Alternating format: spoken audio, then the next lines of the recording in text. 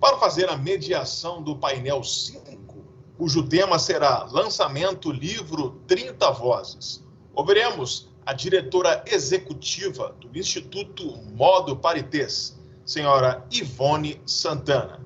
Lembramos que as perguntas podem ser feitas pelo e-mail secretariaarroba.camarainclusão.com.br e, posteriormente, iremos respondê-las. Solicitamos a gentileza a todas e todos os participantes que façam sua autodescrição ao iniciarem as apresentações. Com a palavra, a diretora executiva do Instituto Modo Parités, Ivone Santana. Boa tarde. Eu vou me descrever, eu sou uma mulher branca, de 56 anos de idade, cabelos curtos e ruivos, olhos azuis, eu uso brincos pequenos, uma blusa listrada de bege, preto e com detalhes vermelhos. Eu estou no escritório do Instituto Modo Parités e atrás de mim aparece uma parte de uma porta branca com detalhe em madeira e parte de uma mesa com algumas plantas ao fundo. Bom, é um grande prazer mediar esse painel que fecha a programação tão rica que nós tivemos hoje. Nós tivemos painéis onde foram mencionados em detalhes os avanços que nós vivemos na sociedade após a promulgação da Lei de Cotas, assim como as constantes ameaças aos direitos conquistados.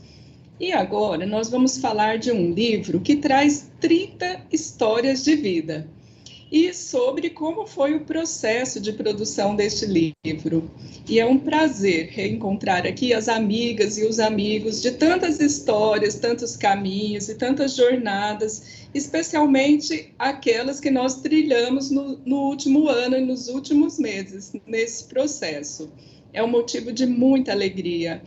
E, além dos integrantes deste painel, que vão falar daqui um pouquinho sobre a importância do livro, né, como um marco na história da inclusão das pessoas com deficiência, por evidenciar o protagonismo das pessoas, né, cada história que tem aqui, eu quero agradecer também às pessoas que não estão neste painel e que fizeram parte, que se envolveram, que valorizaram com seu trabalho, com seu talento, com seu carinho e dedicação na produção desse processo. Em primeiro lugar, eu quero homenagear mesmo a nossa querida editora e revisora, Patrícia Strabelli, a Ana Paula Soares, Renato Batti, Fátima Moreira, que foram revisores do livro.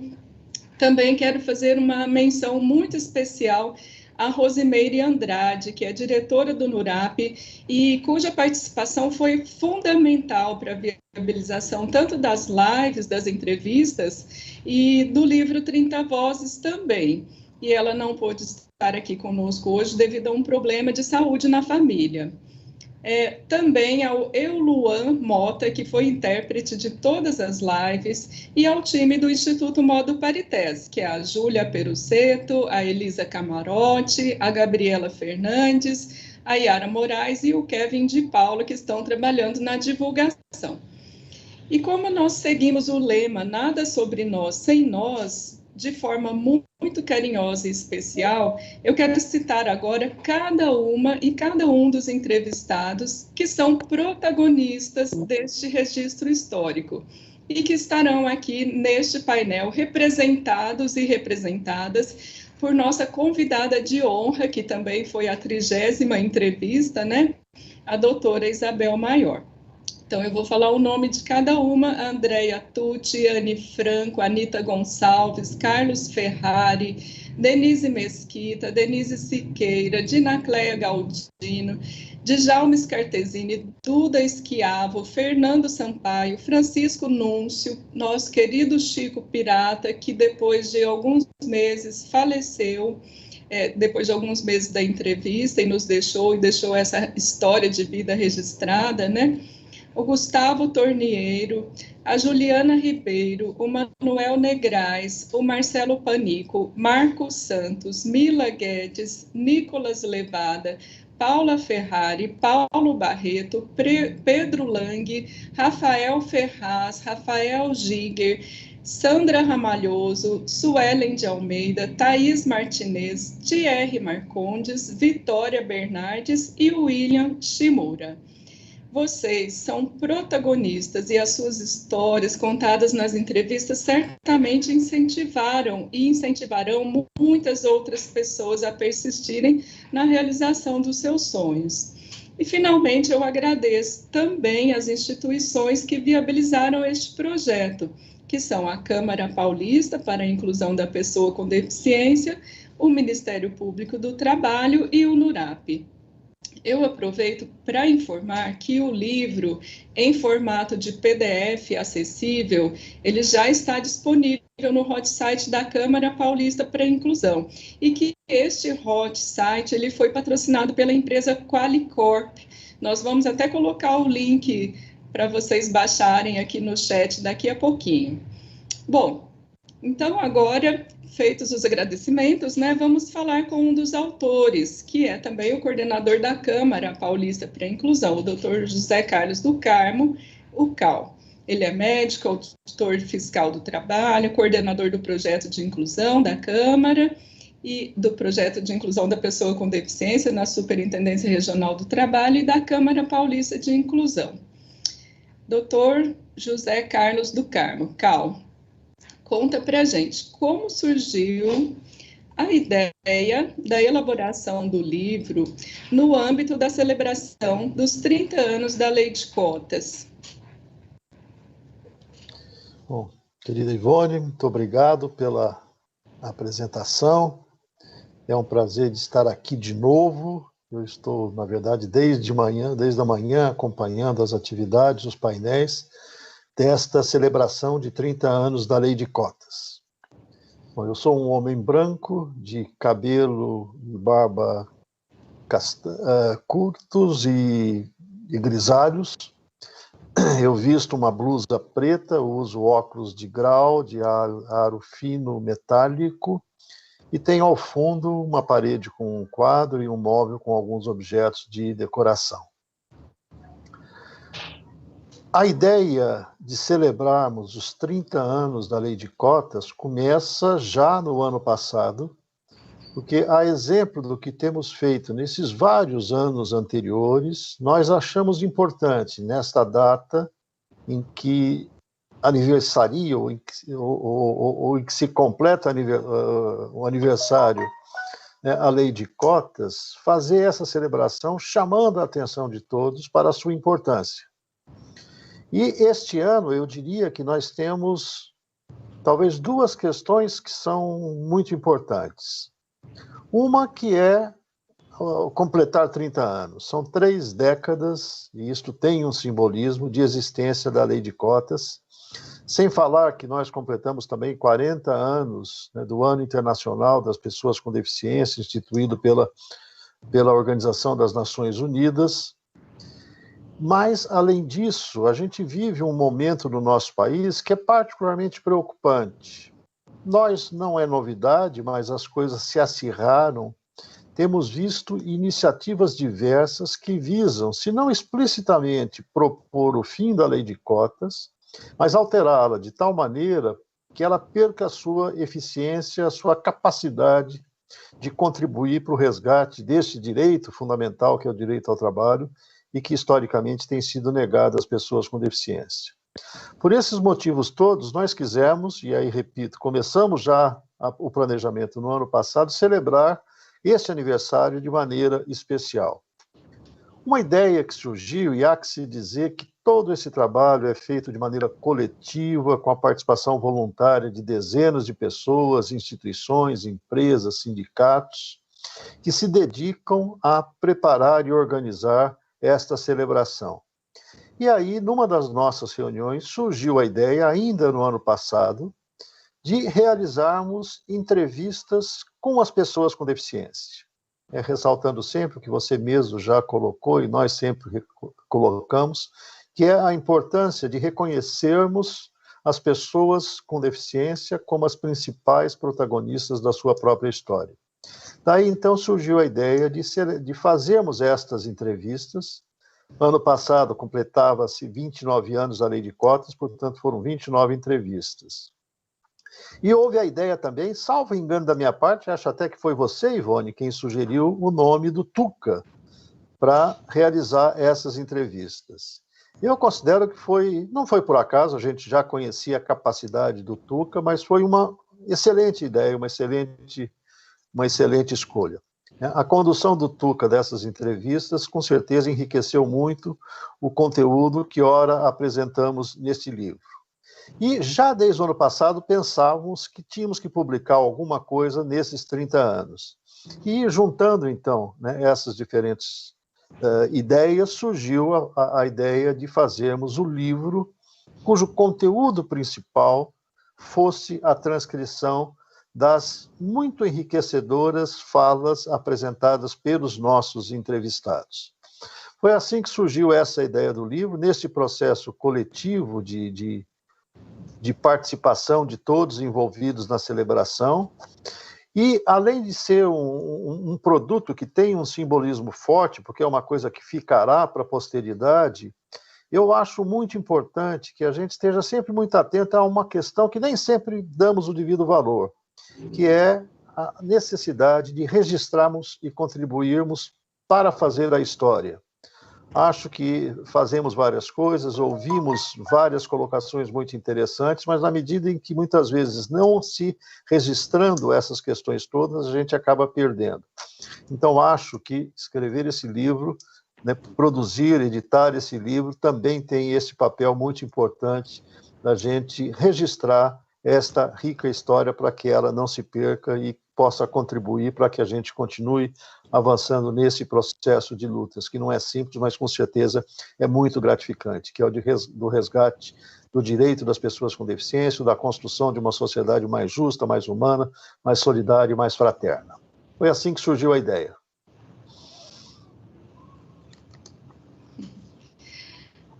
Muito bom.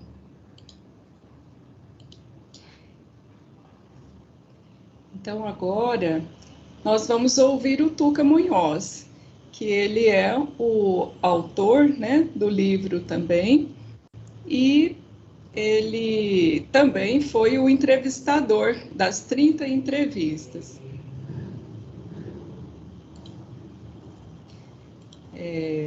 Das 30 entrevistas que nós fizemos durante o ano passado. Tuca, conta pra gente... você que se dedicou tanto a fazer as entrevistas e também nesse processo do texto, com tanta delicadeza, você fez uma dedicatória para cada uma das pessoas. Como que foi a sua experiência de entrevistar tantas pessoas diferentes, cada uma com sua história? Quais foram os cuidados que você teve?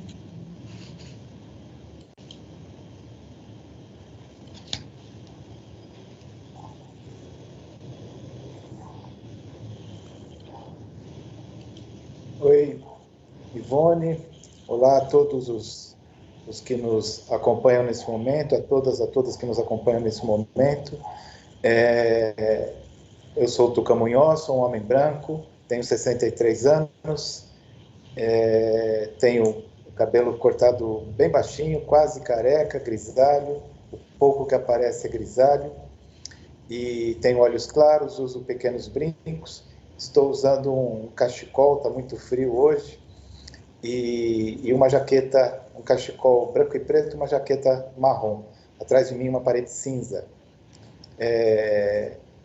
Essa experiência, Ivone, foi riquíssima para mim. Primeiramente, por estar com essa equipe que você citou, que foi uma equipe... Foi um enorme prazer trabalhar com essa equipe, com todos vocês, com todas vocês, e eu quero fazer uma saudação especial, como você já citou, a nossa redatora, Patrícia Strabelli, que inclusive é a pessoa que batizou o nome do livro, que deu o nome ao livro, 30 Vozes, ela que deu a ideia, uma ideia felicíssima. Enfim, ela conseguiu captar exatamente o que nós queríamos com esse livro, que é justamente dar voz, mais voz, ou ampliar a voz das pessoas com deficiência.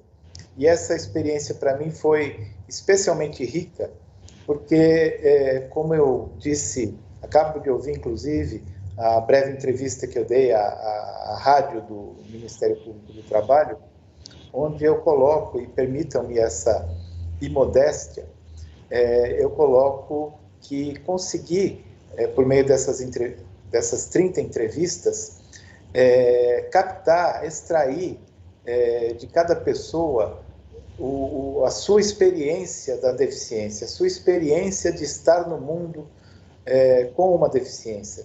Eu acho que essa possibilidade de as pessoas colocarem isso dessa maneira, da sua vivência, da sua experiência, de como essas relações, todo esse conjunto de relações sociais, da qual a deficiência só tem a enriquecer, né? As nossas relações sociais só traz, essa diversidade só traz mais riqueza para o nosso convívio social, e o fato de cada uma dessas pessoas terem trazido essa sua vivência, essa sua experiência enquanto pessoa com deficiência de uma maneira muito positiva e muito enriquecedora, a mim pessoalmente me trouxe em vários momentos, até agora quando você repetiu, Ivone, o nome de cada uma das pessoas, a mim pessoalmente trouxe muita emoção porque a cada fala de cada uma dessas pessoas era também um pouco da minha experiência de vida. E eu tenho certeza que cada fala de cada uma dessas pessoas, independentemente das diferentes deficiências, é uma experiência de vida compartilhada entre todos e todas. Estar no mundo com uma deficiência é uma experiência de vida que deve ser reconhecida como uma experiência dessa diversidade, dessa riqueza que o ser humano tem, né? Que é intrínseca ao ser humano. Então, eu acredito que por isso e por toda essa exposição de vidas que esse livro traz, ele eu tenho certeza, um marco nessa luta, nesse processo, nessa ocupação de espaços sociais, simbólicos, políticos das pessoas com deficiência no Brasil. Eu reputo que esse é um livro bastante importante sobre esse aspecto. Traz depoimentos riquíssimos dessa experiência humana que é viver com uma deficiência.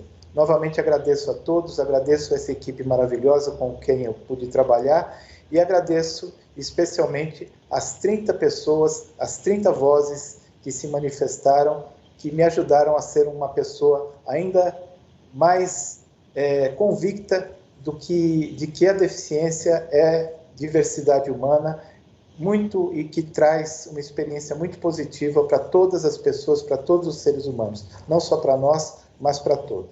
Muito obrigado.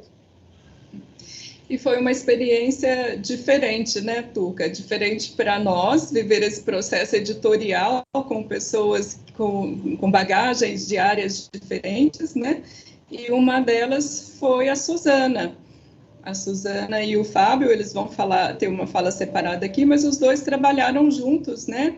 Na parte da elaboração do projeto gráfico. E olha, a Suzana, ela tem uma experiência muito bacana, ela foi diretora de arte da Editora Abril por 10 anos. Ela recebeu o prêmio de design do ano, inclusive. E desde 2005, ela abriu o estúdio Casa do Cachorro, onde ela desenvolve projetos diversos, como o Festival de Cinema, livros e revistas. E no tema da inclusão da pessoa com deficiência também ela já tinha alguma experiência, alguns projetos desenvolvidos, como a revista Sentidos, o Guia e Serviço de Acessibilidade, Guia Brasil para Todos, Dicionário Saúde em Libras, construindo a inclusão da pessoa com deficiência no trabalho. Então, essa reunião de competências e habilidades foi interessante para nós também. Suzana, você, que é uma profissional de design com muito reconhecimento na sua área, entre tantas experiências, como que foi desenvolver e como que é para você desenvolver esses trabalhos pela promoção da inclusão das pessoas com deficiência? Olá. Tá me ouvindo? Sim. Oi. Olá, obrigada pela oportunidade de participar do evento. Sou a Suzana Coronels, mulher, pele branca, cabelos cacheados castanho avermelhado na altura dos ombros, tenho olhos azuis e uso óculos com aros pretos. Estou vestindo uma blusa preta com gola alta, estou no meu escritório, atrás de mim tem uma mesa e muitas impressões de capa do livro 30 Vozes. Sou arquiteta de formação e designer, né? E desde 2005, quando eu saí da editora Abril, eu abri meu escritório, a Casa do Cachorro. E aí eu tive a sorte de conhecer o Dirceu Pereira, que era o dono da editora Áurea, e trabalhamos por muitos anos. Fazia direção de arte, meu parceiro de texto era o jornalista Milton Belintani, um profissional incrível, engajado, deixou muitas saudades. A gente fazia a revista Sentidos, que era pela inclusão social da pessoa com deficiência, e também desenvolvemos livros com o tema da pessoa com deficiência. Foi lá que eu conheci o Cal, em 2011, quando a gente fez o livro dele sobre o livro Construindo a Inclusão da Pessoa com Deficiência no Trabalho. E quando eu entrei na revista Sentidos, uma das minhas preocupações foi valorizar a pessoa. Então, eu chamei um fotógrafo, Fábio Braga, a gente fazia praticamente a revista toda com ele, e construímos uma identidade visual para valorizar as pessoas. E vale lembrar que eu trabalhava basicamente na versão impressa, não trabalhava na versão digital. No 30 Vozes, esse livro maravilhoso que a gente fez, eu fiz dupla com o designer Fábio Silveira, com quem eu queria trabalhar desde a editora Abril. Juntamos nossas experiências e tenho certeza que juntos fizemos muito melhor. Teve a maravilhosa parceria com a editora Patrícia Strabelli, porque edição e design caminham super grudados, né? Então, foi uma relação muito intensa e harmoniosa. Aí voltei a trabalhar com o Cal, conheci você, a Rose, e conheci as 30 histórias dos entrevistados pelo Tuca, das pessoas entrevistadas pelo Tuca. E como disse o Tuca, eu saio melhor desse trabalho, né? E desde o início do trabalho, o Fábio e eu nos aprofundamos no tema da acessibilidade. Nossa intenção era criar o livro físico, o objeto, com um manuseio agradável e confortável, e conversamos com pessoas cegas para fazer o PDF acessível, a versão digital do livro. Foi fundamental entender como é a experiência do leitor de tela e testar muito durante o processo. Então, são 2 produtos de design, né, no 30 Vozes, o livro impresso e o livro digital. E teve uma conversa com um dos entrevistados cego que nos marcou muito. Ele disse que estava acostumado com a ordem normalmente usada nos livros, mesmo sendo uma leitura confusa para o leitor de tela. E decidimos que nossa meta seria permitir a melhor leitura possível com o leitor de tela. Um exemplo simples é uma nota de rodapé. Na versão impressa do livro 30 Vozes, ela aparece ao lado do texto na margem larga externa. Já no PDF, isso geraria um ruído absurdo, pois o leitor de tela lê de cima para baixo, da esquerda para a direita. A solução que encontramos foi colocar a nota imediatamente após ao texto onde ela foi citada, e não apenas numerando, mas escrevendo nota 1, para não ficar um número solto no texto também, gerando um outro possível ruído. Um outro detalhe interessante foi não terminar nenhuma página com uma palavra efemizada, porque no livro digital cada página inicia com a numeração. Seria muito ruim deixar uma palavra quebrada, efemizada, interrompida por essa informação. E um outro ponto é a navegabilidade, que por ser um livro de entrevistas, a leitura não precisa ser contínua. Então, ao final de cada entrevista, a gente criou um link para poder voltar ao sumário ou a pessoa segue em frente. Eu tenho certeza que temos muito para evoluir e repensar enquanto designers. E só tenho a agradecer a oportunidade de ter participado desse projeto e conhecido essa equipe. Obrigada. Muito interessante. A Suzana traz para a gente algumas explicações até técnicas, né, para inspirar outros designers para esse universo da acessibilidade que tomara que seja cada vez mais disseminada, né, essa prática.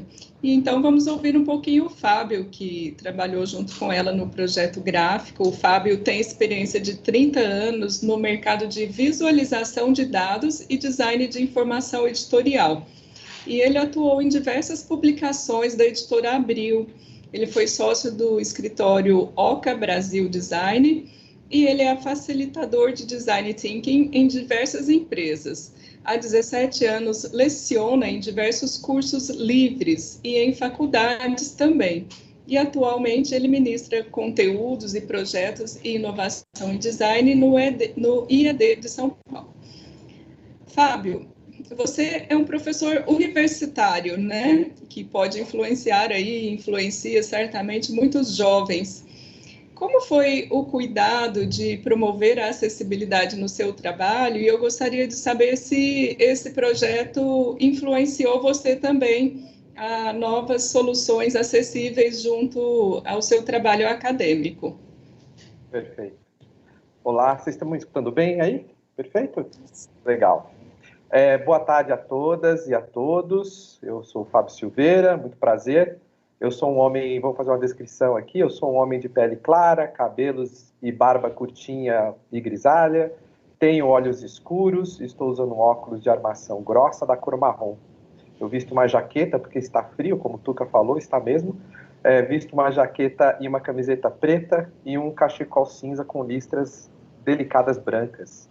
Neste momento eu estou no meu escritório, que é aqui na minha casa mesmo, e atrás de mim tem uma estante com vários livros. Eu queria falar um pouquinho sobre o processo do livro, que eu acho que isso acaba, de uma certa maneira, respondendo a sua pergunta, Ivone, e também como foi o impacto disso, ou como eu vejo o quanto que isso se reverbera dentro do universo acadêmico da área de design, da qual eu atuo também.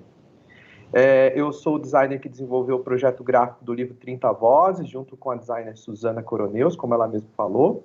Também sou professor lá no Instituto Europeu de Design, o IED São Paulo.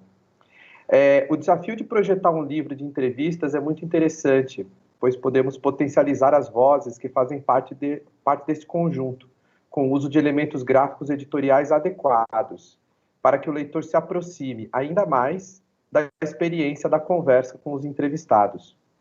O livro impresso foi o ponto de partida para a definição estética e funcional desse projeto, né? E um dos pontos mais importantes foi a escolha tipográfica, que é a escolha da família de letras, de conjunto de letras, que vão caracterizar a identidade desse objeto, né?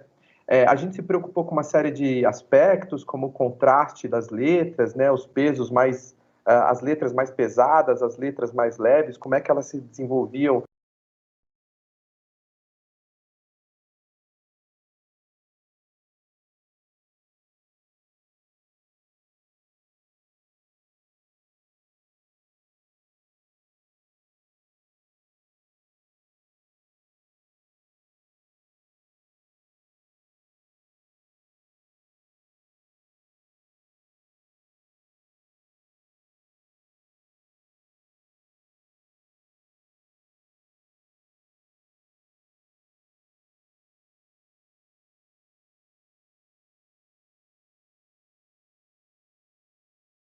por exemplo, é um desenho que também parece um ou parece um L.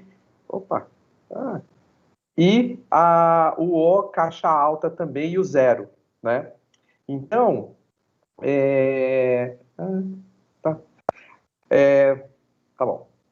Aí, a identificação dos entrevistados, a gente utilizou tarjas gráficas na lateral do livro, que facilita a busca do conteúdo também, que isso é muito bacana, né? E como as entrevistas elas foram feitas também em vídeo, a gente colocou códigos QR Code no final das entrevistas para que o leitor possa escolher melhor a linguagem de que ele quer acessar esse conteúdo, né? Tanto na leitura do livro ou mesmo vendo as entrevistas em vídeo.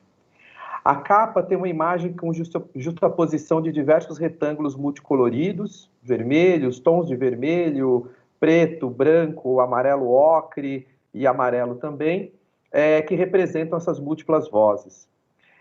Com essa escolha, a gente conseguiu fazer um livro com uma linguagem bastante leve e atraente. Já na versão digital, a capa traz uma legenda, logo no início, avisando do uso do recurso da audiodescrição, né? Um recurso importante, e essa função acessa as legendas alternativas que tem no livro para descrever o livro para as pessoas cegas ou com baixa visão. Mas também é um convite para as pessoas videntes que elas também façam uso desse recurso para justamente ter essa experiência à medida que eles entram em contato com o livro.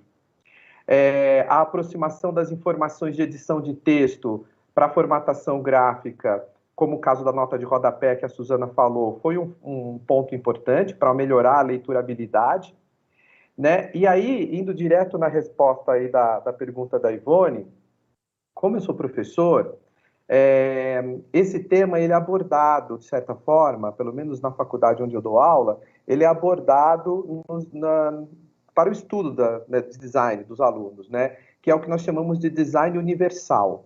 O design universal é você desenvolver objetos de design que possam ser utilizados por todas as pessoas, né? Existem algumas referências mundiais bem importantes, eu vou citar algumas delas aqui rapidinho, referências mundiais importantes de estudos do design universal.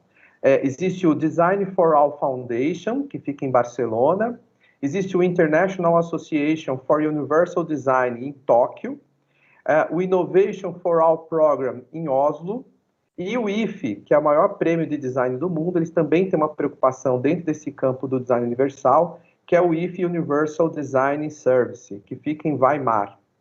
Aqui no Brasil, nós encontramos o CTA, Centro Tecnológico de Acessibilidade do Instituto Federal do Rio Grande do Sul, que trouxe uma série de informações importantes para a construção desse projeto. Portanto, eu vejo que esse livro ele vai trazer uma contribuição muito grande para os novos designers, para os designers estudantes e os designers que estão no mercado, e também como estudo nesta área aqui no Brasil. Por fim, e para acabar aqui a minha fala, eu gostaria de agradecer por fazer parte de uma equipe tão comprometida e com experiência no assunto. Cito aqui a Suzana, minha companheira de longa data, amigos de longa data, e agora nos envolvendo nesse projeto tão bacana. A Patrícia Strabelli, que já foi citada aqui várias vezes, e eu cito novamente, porque ela fez um trabalho primoroso como editora ali do livro. O Dr. Cal, maravilhoso, né? Não preciso nem falar muito aqui, ele está participando de todo o evento. O Tuca Munhoz também, e a Ivone Santana, no Instituto Modo Paritese, todos os parceiros envolvidos, um agradecimento bastante especial aí. E aí, para encerrar, eu vejo o design como parte do cotidiano das pessoas, mesmo que com uma certa invisibilidade para muitas pessoas. E, geralmente, eu costumo dizer que o design é a inteligência que se vê. Mas, depois desse projeto, eu vou ajustar essa minha frase para dizer que o design é a inteligência que a gente sente. É isso. Muito obrigado aí pela observação, né? E a audiência de todos. Obrigado.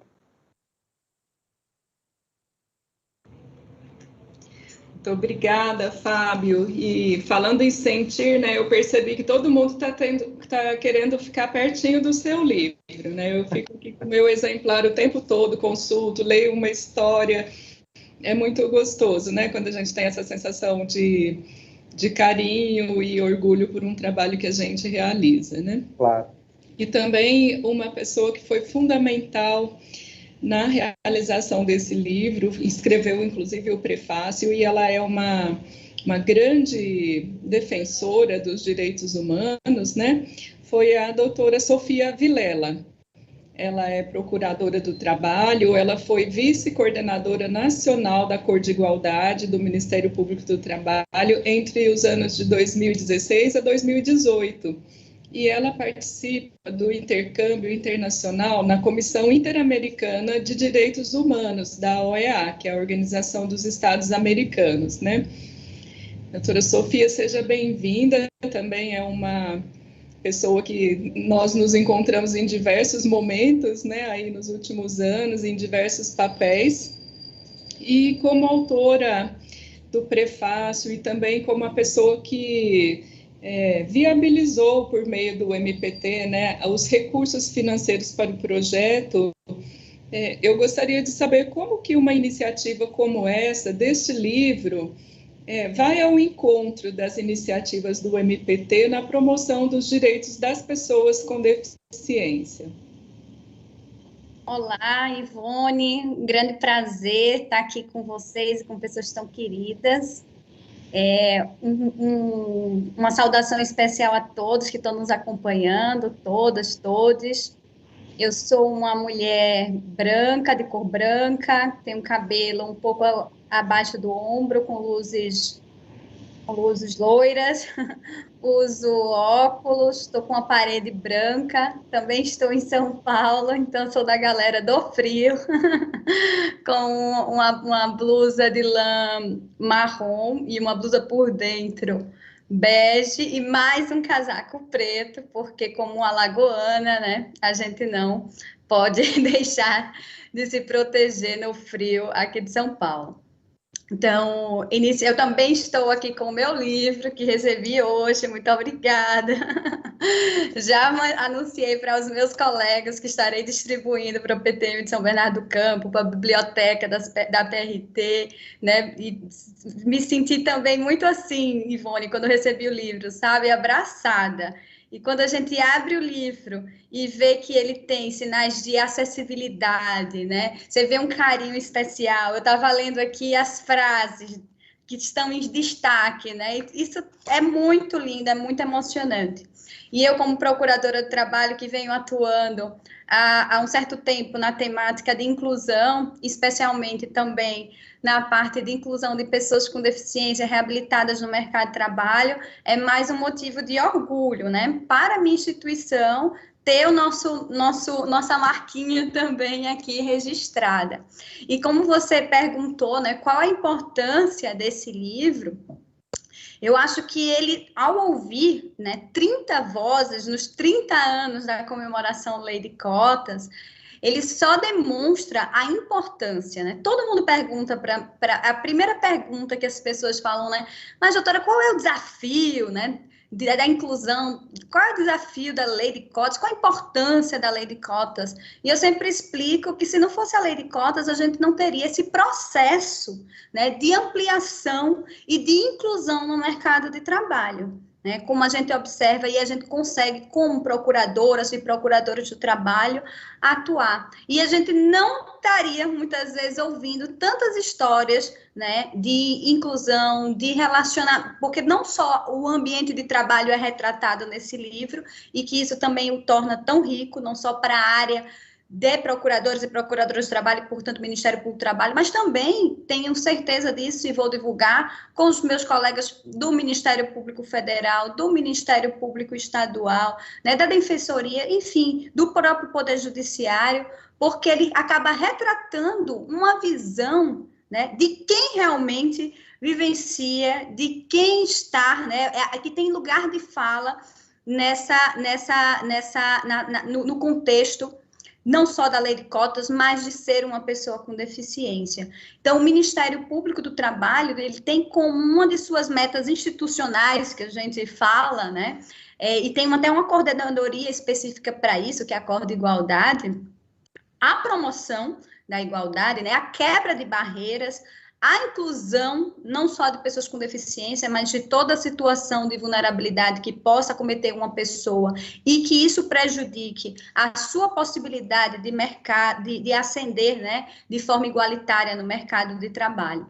Então, quando nós atuamos, não só para reprimir as empresas, né, para, na verdade, fazer com que as empresas cumpram a lei e, portanto, também, às vezes, puni-las, né, pelo descumprimento da lei, a gente também pode atuar nesse sentido que a gente chama de promocional, de promover esses direitos fundamentais, de estimular que eles se cumpram espontaneamente. Que sequer, né? Eu estava lendo aqui livros e vários trechos estavam, poxa, o ideal era que sequer tivesse essa lei, né? Que a inclusão, ela surgisse de forma natural, espontânea, né? Que as pessoas cumprissem a sua responsabilidade social de forma natural. E que sequer a gente precisasse categorizar ou separar as pessoas ou qualificá-las por alguma característica, né?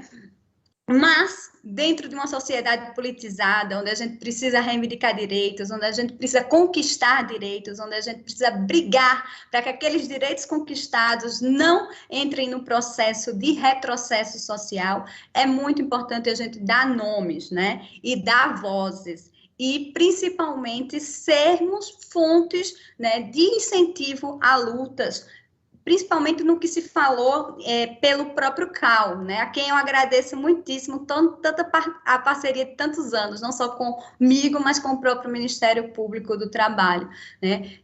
A gente, dentro do Ministério Público do Trabalho, com certeza também é enfrentado pelos auditores fiscais, enfrentado pelos movimentos sociais e por todos os ativistas e defensores dos direitos fundamentais, estamos num momento muito complicado, que vai, enfim, desde o contexto político, a reformas estruturais, muitas vezes, que retiram direitos, e aí eu citaria a própria reforma trabalhista e os projetos de lei que visam a diminuir a cota, ou mesmo inibir a inclusão de pessoas com deficiência no mercado de trabalho.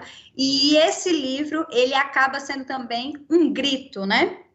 30 vozes que representam uma quantidade de pessoas com deficiência e a própria sociedade que defende que a diversidade e a inclusão, ela deve sempre prevalecer. Então, que essas 30 vozes, elas sejam, né, ecoadas dentro do nosso contexto social e possam chegar no coração, na mente, né, nos próprios processos legislativos e consigam, portanto, termos assim um grande movimento de inclusão e de avanço social, porque a gente está precisando de muita motivação, de luta, de agarrar um no outro e continuarmos buscando a elevação dos direitos. Então, para nós, do Ministério Público do Trabalho, é sempre um prazer nos associarmos com gente que é verdadeiramente o bem, que quer a inclusão, que quer lutar por direitos, e pode contar conosco, né? Só para esclarecer, o Ministério Público do Trabalho, muitas vezes por meio de multas de termos de ajuste de conduta, ou dano moral coletivo, que a gente consegue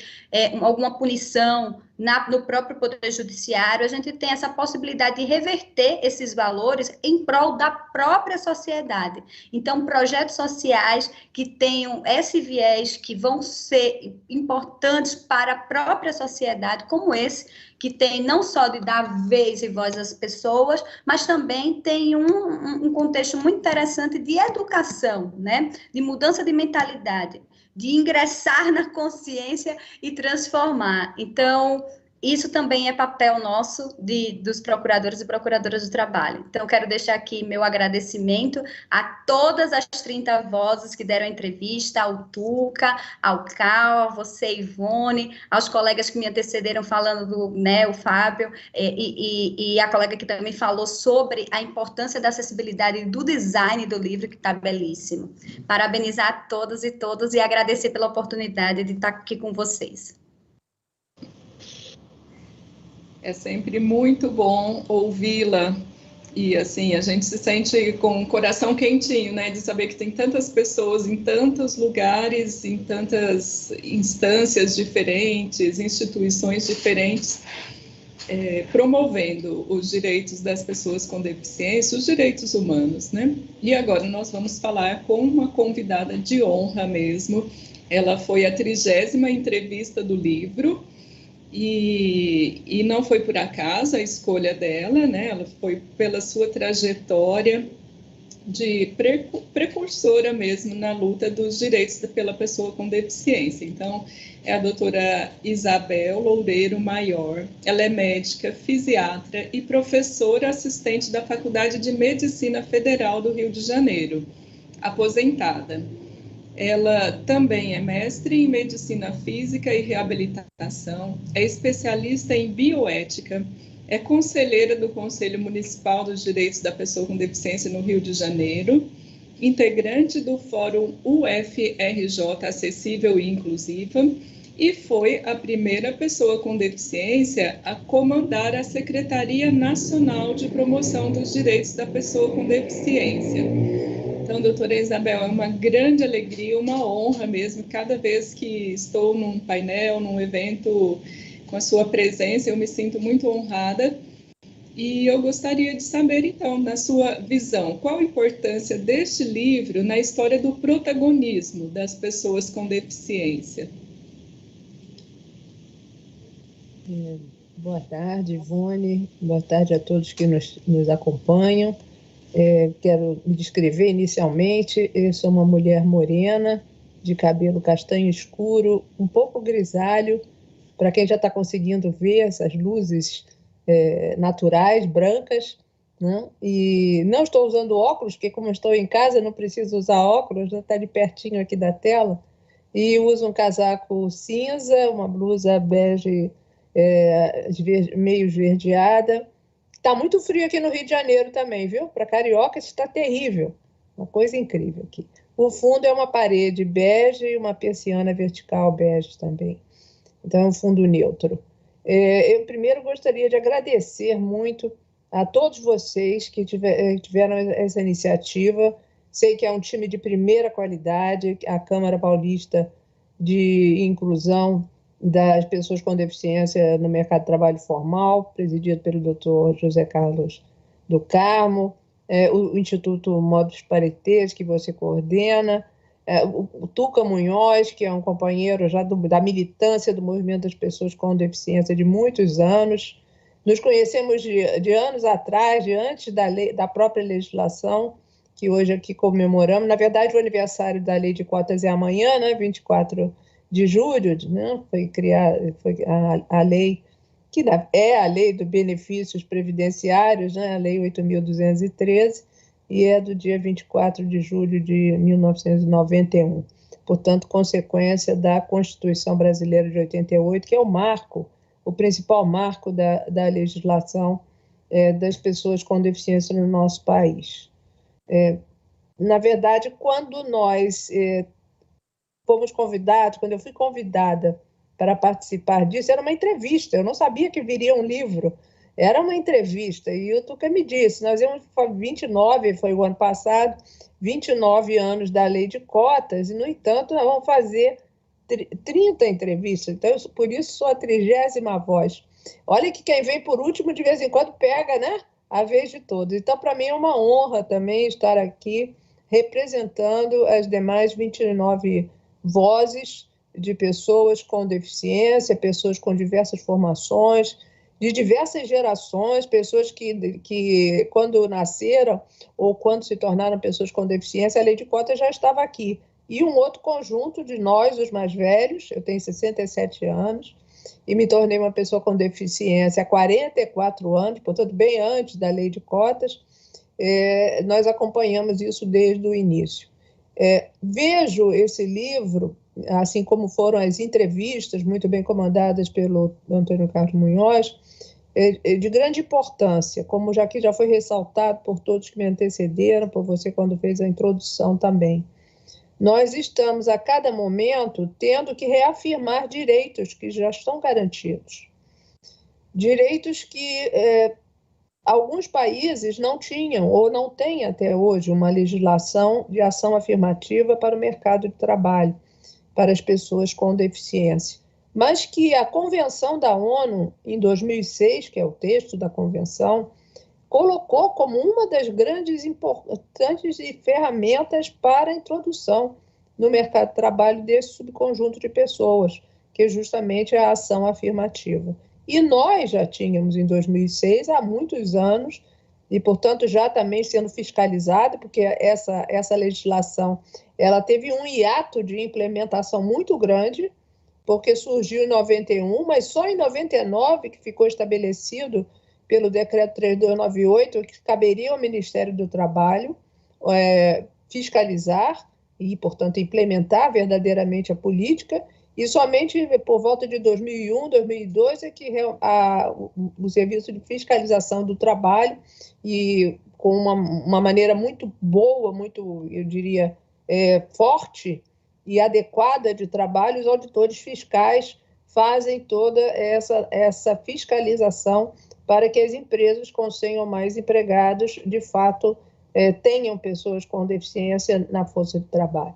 Eu acho que nós queremos todos ressaltar no livro, e eu ainda vou conhecer, não consegui ainda destrinchar a fala de cada um dos colegas que deu o seu depoimento, mas com certeza o que nós mais desejamos é mostrar ao empresariado, porque essa lei se refere ao mercado de trabalho das empresas privadas, a outra lei que é a lei do concurso público, né?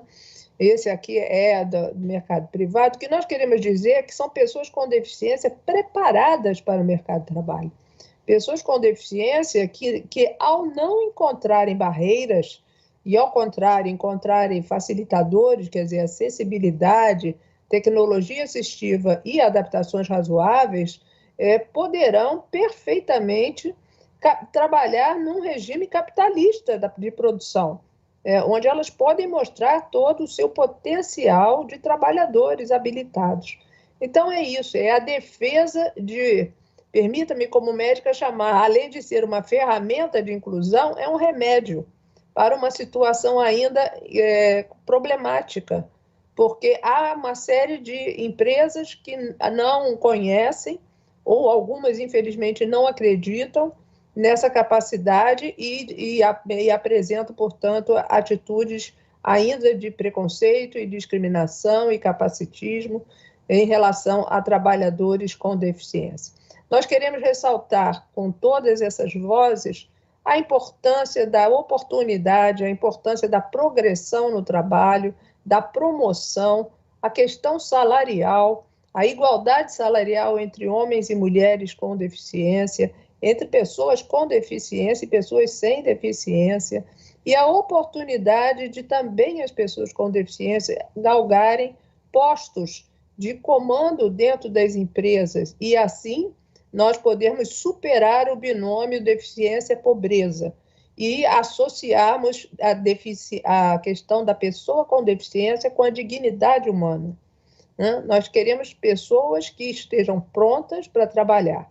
Para isso, lutamos pela educação inclusiva, lutamos pela profissionalização e lutamos, enfim, por essas oportunidades em que as pessoas com deficiência terão à sua disposição uma série de vagas que o mercado pode oferecer e que ainda não estão preenchidas. Essa é uma questão importante.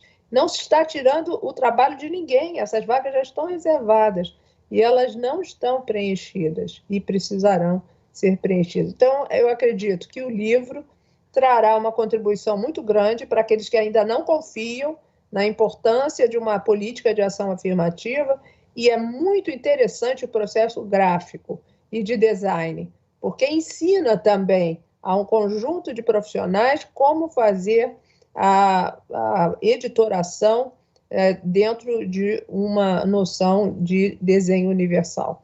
Parabéns a todos vocês e muito obrigada por essa homenagem que eu considero um presente para mim e para todos os companheiros. Nós que agradecemos sua participação, e passou tão rápido, né? Quando a gente está entre amigos, parece que passa muito rápido. Eu não sei se tem alguma pergunta no chat, mas a gente já está caminhando aqui, nosso horário está um pouquinho apertado. Eu vou pedir, acho que a Yara já está colocando aí no chat, ao vivo, o link para vocês baixarem o PDF acessível, que tem o projeto que o Fábio e a Suzana comentaram aqui. Então, eu quero agradecer muito ao Dr. Cal, ao Tuca, Suzana, Fábio, Sofia Vilela e doutora Isabel Maior por essa tarde aqui, onde encerramos, acho que ainda vai ter a leitura da carta novamente, né? Mas estamos encerrando o ciclo de painéis de hoje, que começou com a abertura oficial, com várias autoridades. Uma delas é a secretária de Estado, a Célia Leão, que coordenou uma pesquisa, né? A Secretaria de Estado fez uma pesquisa e eles identificaram que das pessoas com deficiência empregadas, só reforçando o que a doutora Isabel falou aqui, tem 119 pessoas no estado de São Paulo que recebem 10 salários mínimos ou mais. Então, é um número muito pequeno ainda. Já existe um avanço, já existe 500 mil de pessoas empregadas, né? Mas ainda temos muito para caminhar. E ainda bem que temos aí pessoas em diversos setores, em diversas áreas, diversas frentes, com diferentes atuações, percepções, atuando por esse objetivo, né? E eu quero lembrar também que amanhã, a partir das 10 horas, nós teremos uma programação cultural e festiva para celebrar as conquistas coletivas das pessoas com deficiência, junto com as pessoas que são aliadas, né, dessa causa. E a programação vai ser transmitida pelo Facebook da Câmara Paulista para a inclusão das pessoas com deficiência no mercado de trabalho formal. Então, muito obrigada e vamos ficar agora, se não me engano, com a leitura da carta, não é isso? Eu acho que eu faço a apresentação da leitura. Sim. Então, eu gostaria, antes de falar desse encerramento com a leitura da nossa carta, reafirmar que foi um prazer trabalhar com essa equipe. Eu acho que quando a gente quer ouvir uma boa música, a gente precisa de bons músicos. Mas quando são vários músicos, quando se trabalha coletivamente, é fundamental que nós tenhamos um maestro ou uma maestrina que coordene e que conduza o trabalho de forma a que o resultado seja positivo. E você, Ivone, foi essa maestrina a quem eu queria, em nome de todos nós, agradecer por ter coordenado de maneira muito eficiente esse nosso trabalho de produção do livro. Aliás, não só você, toda a equipe do Instituto Modo Paritês acabou se envolvendo de maneira entusiasmada e, sobretudo, de maneira muito eficiente. Portanto, muito obrigado. O livro não teria saído do jeito que saiu, pelo menos, se não fosse a sua preciosa e importante colaboração.